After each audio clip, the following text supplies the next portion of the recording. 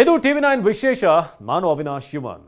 ಇವತ್ತು ಮಧ್ಯಾಹ್ನ ರಾಜ್ಯ ರಾಜಕೀಯದಲ್ಲಿ ಯಾರೂ ಕೂಡ ನಿರೀಕ್ಷೆ ಮಾಡದಂತ ಒಂದು ಬೆಳವಣಿಗೆ ನಡೆಯುತ್ತೆ.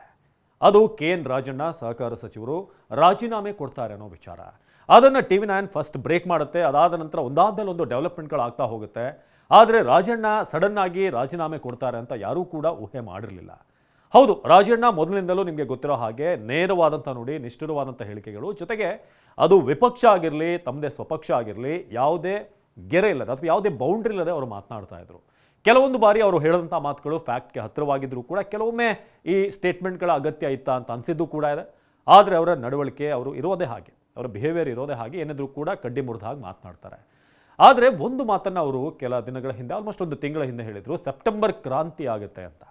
ಆದರೆ ಸೆಪ್ಟೆಂಬರ್ ಕ್ರಾಂತಿ ಆಗುತ್ತೆ ಅಂತ ಹೇಳಿದಂಥ ರಾಜಣ್ಣ ಆಗಸ್ಟ್ನಲ್ಲೇ ವಜಾ ಆಗ್ತಾರೆ, ಅದು ಕೂಡ ಕ್ಯಾಬಿನೆಟ್ನಿಂದ ವಜಾ ಆಗ್ತಾರೆ ಅಂತಂದರೆ ನಿಜಕ್ಕೂ ಎಂಥ ವಿಪರ್ಯಾಸ. ಹಾಗಾದರೆ ರಾಜಣ್ಣ ಅವ್ರನ್ನ ಈ ರೀತಿ ವಜಾ ಮಾಡೋದಕ್ಕೆ ಏನು ಕಾರಣ? ಹೈಕಮಾಂಡ್ ಸೂಚನೆಯ ಮೇರೆಗೆ ಅವ್ರನ್ನ ವಜಾ ಮಾಡಲಾಗಿದೆ ಅಂತ ಸದ್ಯಕ್ಕಿರುವಂಥ ಮಾಹಿತಿ. ಜೊತೆಗೆ ಇವತ್ತು ಬೆಳಗ್ಗೆ CM ಸಿದ್ದರಾಮಯ್ಯನವರು ವಿಧಾನಸೌಧಕ್ಕೆ ಬರೋಕ್ಕೆ ಮುಂಚೆನೇ ಅವರಿಗೆ ಒಂದು ಕರೆ ಬರುತ್ತೆ. ಅವರು ಕಾರಿನಿಂದ ಇಳಿಯೋಕೆ ಮುಂಚೆ ಅಲ್ಲಿ ಕರೆ ಬಂದಾಗ ಕಾರ್ನಲ್ಲೇ ಕೂತು ಸ್ವಲ್ಪ ಹೊತ್ತು ಮಾತನಾಡಿದ್ದಾರೆ. ಅದು ಹೈಕಮಾಂಡ್ನಿಂದ ಬಂದಿರುವಂಥ ಕರೆ ಅನ್ನೋದು ಕೂಡ ಸದ್ಯಕ್ಕೆ ಲಭ್ಯವಾಗ್ತಿರುವಂಥ ಮಾಹಿತಿ. KN ರಾಜಣ್ಣ ಈ ಸರ್ಕಾರ ಯಾವಾಗ ಅಸ್ತಿತ್ವಕ್ಕೆ ಬಂತೋ, ಅವರು ಸಹಕಾರ ಸಚಿವರಾದರು, ಆಗಿಂದಲೂ ಕೂಡ ಕೆಲವೊಂದು ವಿಚಾರಗಳ ಬಗ್ಗೆ ಅವರು ಮಾತನಾಡ್ತಾನೆ ಬಂದಂಥವ್ರು. ಭಾಳ ಮುಖ್ಯವಾಗಿ ನಿಮ್ಗೊಂದಷ್ಟು ಎಕ್ಸಾಂಪಲ್ ಕೊಡೋದಾದರೆ, ಹನಿ ಟ್ರ್ಯಾಪ್ ವಿಚಾರ ಬಂತು, ಅದರಲ್ಲೂ ಕೂಡ ಒಂದಷ್ಟು ಸೂಚಕವಾಗಿ ಅವರು ಮಾತನಾಡಿದರು. ಎಲ್ಲೋ ಒಂದು ಕಡೆ ಅವರ ಮಾತುಗಳು ನೇರವಾಗಿ ಯಾರ ಕಡೆ ಹೋಗ್ತಿದೆ ಅನ್ನೋದ್ರ ಬಗ್ಗೆ ಕೂಡ ಪ್ರಶ್ನೆಗಳು ಬಂದವು. ಅದಾದ ನಂತರ ಆ ಕೇಸ್ ಅಲ್ಲಿಗೆ ಸ್ವಲ್ಪ ತಂಡ ಆಯಿತು. ಅವರು ಕೂಡ ತೀರಾ ಉತ್ಸಾಹದಲ್ಲಿ ತೋರಿಸಲಿಲ್ಲ ಅಂತ ಹೇಳ್ಬೋದು. ಆ ಕೇಸ್ನಲ್ಲಿ ಆರಂಭಿಕವಾಗಿ ಭಾಳ ರೆಬೆಲ್ ಆಗಿದ್ದರು. ಅದಾದ ನಂತರ ನಿಧಾನವಾಗಿ ಆ ಕೇಸ್ ಸ್ವಲ್ಪ ಸೈಡಿಗೆ ಹೋಯಿತು. ಸೊ ಅದಾದಮೇಲೆ ಕೆಲವೊಂದು ವಿಚಾರಗಳ ಬಗ್ಗೆ, ವಿಶೇಷವಾಗಿ ಸುರ್ಜೇವಾಲ್ ಅವರು ಒನ್ ಡೇ ಒಂದು ಮೀಟಿಂಗನ್ನು ಮಾಡ್ತಾರೆ. ಅಂದರೆ 1 to 1 ಒಂದೊಂದು ದಿನ ಬಂದು ಒಂದಷ್ಟು ಜನರ ಈ ಶಾಸಕರ ಜೊತೆಗೆ ಮಾತನಾಡುವಂಥ 1 to 1 ಮೀಟಿಂಗ್ ಇರುತ್ತೆ. ಅದನ್ನು ಬೇರೆ ಬೇರೆ ಲೆವೆಲ್ನಲ್ಲಿ ಮೀಟಿಂಗ್ಗಳನ್ನು ಮಾಡಿದರು. ಆ ಸಂದರ್ಭದಲ್ಲಿ ಅದಕ್ಕೂ ಕೂಡ ಅಷ್ಟರ ಮಟ್ಟಿಗೆ ರಾಜಣ್ಣ ಅವರು ಆ ವಿಚಾರವಾಗಿ ಅವರು ಅಸಮಾಧಾನ ವ್ಯಕ್ತಪಡಿಸಿದರು.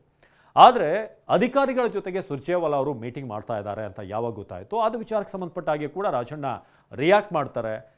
ಅದು ಸಾಂವಿಧಾನಿಕವಾಗಿ ಅದಕ್ಕೆ ಅವಕಾಶ ಇಲ್ಲ. ನೀವು ಪಕ್ಷದ ಶಾಸಕರ ಜೊತೆ ಮಾತನಾಡ್ಬೋದು, ಸಚಿವರ ಜೊತೆ ನೀವು ಮೀಟಿಂಗ್ ಮಾಡ್ಬೋದು, ಚರ್ಚೆ ಮಾಡ್ಬೋದು, ಪಕ್ಷದ ಆಂತರಿಕ ವಿಚಾರದ ಬಗ್ಗೆ ನೀವು ಡಿಸ್ಕಸ್ ಮಾಡೋಕ್ಕೆ ನಿಮಗೆ ಅವಕಾಶ ಇದೆ ಒಬ್ಬ ರಾಜ್ಯದ ಉಸ್ತುವಾರಿಯಾಗಿ. ಆದರೆ ಸರ್ಕಾರಿ ಅಧಿಕಾರಿಗಳ ಜೊತೆಗೆ ಮೀಟಿಂಗ್ ಮಾಡೋದಕ್ಕೆ ಒಬ್ಬ ರಾಜ್ಯ ಉಸ್ತುವಾರಿಗೆ ಹೇಗೆ ಅವಕಾಶವನ್ನು ಕೊಡಲಾಗುತ್ತೆ? ಇದು ಸರಿಯಲ್ಲ ಅಂತ ಹೇಳಿದರು. ಜೊತೆಗೆ ಇತ್ತೀಚೆಗೆ CM ಒಂದು ಮೀಟಿಂಗನ್ನು ಮಾಡಿದಾಗ DK ಶಿವಕುಮಾರ್ ಅವ್ರನ್ನ ಆ ಮೀಟಿಂಗ್ಗೆ ಕರೆದಿರಲಿಲ್ಲ ಅನ್ನೊಂದು ವಿಚಾರ ಅಂತ ಬಂದಾಗ ಆಗಲೂ ಕೂಡ ಇದೇ ರಾಜಣ್ಣ ಹೇಳ್ತಾರೆ, DCM ಅನ್ನೋ ಪಟ್ಟ ಇದೆಯಲ್ಲ ಅದು ಕೂಡ ಏನು ಸಾಂವಿಧಾನಿಕವಾಗಿಲ್ಲ, ಅವ್ರೇನು ಕರೀಬೇಕು ಅಂತಲೇ ಇಲ್ಲ. ಆದರೆ ಪಕ್ಷದ ಅಧ್ಯಕ್ಷರಾಗಿ ಅವ್ರನ್ನ KPCC ಅಧ್ಯಕ್ಷರಾಗಿ ಕರೆದಿಲ್ಲ ಅಂತಂದರೆ ನಾನು ಒಪ್ತೀನಿ ಅಂತ ಹೇಳಿದರು. ಹಾಗಾಗಿ ಪದೇ ಪದೇ ಪ್ರತಿಯೊಂದು ವಿಚಾರದಲ್ಲೂ ಕೂಡ KN ರಾಜಣ್ಣ ಅವರು ಹೇಳಿದಂಥ ಹೇಳಿಕೆ ಒಂದು ರೀತಿ ಪಕ್ಷಕ್ಕೆ ಮುಜುಗರ ತರ್ತಾ ಇದೆಯಾ ಅಂತ. ಬಟ್ ಅವರು ಹೇಳಿದಂಥ ಹೇಳಿಕೆಗಳಲ್ಲಿ ಕೊಟ್ಟಂಥ ಸ್ಟೇಟ್ಮೆಂಟಲ್ಲಿ ಒಂದಷ್ಟು ಫ್ಯಾಕ್ಟ್ಗಳು ಕೂಡ ಇರ್ತಾ ಇದ್ವು. ಆದರೆ ಮೇಜರ್ ಆಗಿ ಯಾವಾಗ ಒಂದು ದೊಡ್ಡ ಕ್ಯಾಂಪೇನನ್ನು ಮಾಡುತ್ತೆ ಈ ಮತಗಳತನಕ್ಕೆ ಸಂಬಂಧಪಟ್ಟ ಹಾಗೆ, ಆ ಒಂದು ಕ್ಯಾಂಪೇನ್ ಬರೀ ಕರ್ನಾಟಕಕ್ಕೆ ಮಾತ್ರ ಸೀಮಿತವಾಗಿದ್ದಲ್ಲ, ಇಡೀ ದೇಶದ ರಾಜಕೀಯಕ್ಕೆ ಮೋದಿ ಸರ್ಕಾರದ ವಿರುದ್ಧ ಅಥವಾ NDA ಮೈತ್ರಿಕೂಟದ ವಿರುದ್ಧ ಸಮರ ಸಾರೋಕೆ ಮುಂದಾಗಿದ್ರು. ಆದರೆ ಆ ಕ್ಯಾಂಪೇನ್ ವಿಚಾರವಾಗಿಯೇ ಮಾದೇವಪುರದಲ್ಲಿ ಆದಂಥ ಈ ಮತಗಳತನ ಆರೋಪ ಏನಿದೆ ಅದರಲ್ಲಿ ನಮ್ಮ ಲೋಪ ಕೂಡ ಇದೆ ಅಂತ ನೇರವಾಗಿ KN ರಾಜಣ್ಣ ಹೇಳ್ತಾರೆ. ಯಾವಾಗ ಅದು ಸೀದಾ ರಾಹುಲ್ ಗಾಂಧಿ ಅವರ ಕಡೆಗೆ ಪಾಯಿಂಟ್ ಆಗುತ್ತೋ, ಅವರ ಕ್ಯಾಂಪೇನ್ ಮೇಲೆ ಪಾಯಿಂಟ್ ಆಗುತ್ತೋ, ಆಗ ಹೈಕಮಾಂಡ್ ಈ ಒಂದು ನಿರ್ಧಾರವನ್ನು ಕೈಗೊಂಡಿರಬಹುದು ಅಂತ ಸದ್ಯಕ್ಕಿರುವಂಥ ಮಾತು. ಹಾಗಾಗಿ ಈ ಎಲ್ಲ ಫ್ಯಾಕ್ಟರ್ಗಳನ್ನು ಕನ್ಸಿಡರ್ ಮಾಡಿ ರಾಜಣ್ಣ ಅವ್ರನ್ನ ಈ ಕೌನ್ಸಿಲ್ ಆಫ್ ಮಿನಿಸ್ಟರ್ಸಿಂದ ವಜಾ ಮಾಡಿರುವಂಥ ಸಾಧ್ಯತೆಗಳು ದಟ್ಟವಾಗಿದೆ. ಇನ್ನೂ ಕೂಡ ಒಂದು ಕ್ಲಾರಿಟಿ ಬರಬೇಕಾಗಿದೆ. ಅಧಿಕೃತವಾಗಿ ಈ ಬಗ್ಗೆ ಯಾಕೆ ಉಚ್ಚಾಟನೆ, ಕಾರಣಗಳೇನೇನು, ನಾವು ಬೇರೆ ಬೇರೆ ಸಂದರ್ಭದಲ್ಲೂ ಕೂಡ ಈ ವಜಾ ಮಾಡಿದಂಥ ವಿಚಾರಕ್ಕೆ ಸಂಬಂಧಪಟ್ಟಾಗಿ ಉಚ್ಚಾಟನೆ ಅಲ್ಲ. ಆದರೆ ಇದು ಎಷ್ಟು ಮಟ್ಟಿಗೆ ಹೋಗಿತ್ತು ಅಂತಂದರೆ, ಒಂದು ವೇಳೆ ಅವರು 6 ಗಂಟೆ ಒಳಗೆ ರಾಜೀನಾಮೆ ಕೊಡದೆ ಹೋದರೆ ಉಚ್ಚಾಟನೆವರೆಗೂ ಕೂಡ ಹೋಗ್ಬೋದು ಅನ್ನೋ ರೀತಿಯಾಗಿತ್ತು. ಹಾಗಾಗಿ KN ರಾಜಣ್ಣ CM ಅವರ ಭಾಳ ಆಪ್ತ ವಲಯದಲ್ಲಿ ಗುರುತಿಸ್ಕೊಂಡಂಥವ್ರು, ಅವರ ರಾಜೀನಾಮೆಯ ಮೂಲಕ ಈ ಸೆಪ್ಟೆಂಬರ್ ಕ್ರಾಂತಿ ಆಗಸ್ಟ್ನಲ್ಲೇ ಶುರುವಾಗಿದೆಯಾ? ಎಲ್ಲೊಂದು ಕಡೆ ನಾಯಕತ್ವ ಬದಲಾವಣೆಯ ಒಂದಷ್ಟು ಪ್ರಕ್ರಿಯೆಗಳು ಇದರಿಂದ ಆರಂಭ ಆಗ್ಬೋದಾ?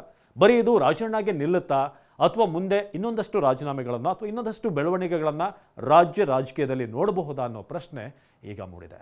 ಸೊ ನಿಮ್ಮ ಪ್ರಕಾರ ರಾಜಣ್ಣ ಅವರ ರಾಜೀನಾಮೆ ಯಾವುದರ ಸೂಚಕ? ಇದು ಈ ಭವಿಷ್ಯವನ್ನೇನಾದರೂ ನುಡಿತಾ ಇದೆಯಾ? ದಯವಿಟ್ಟು ಕಮೆಂಟ್ ಮಾಡಿ ತಿಳಿಸಿ. ನಿರಂತರ ಸುದ್ದಿಗಾಗಿ ನೋಡ್ತಾ ಇರಿ TV9.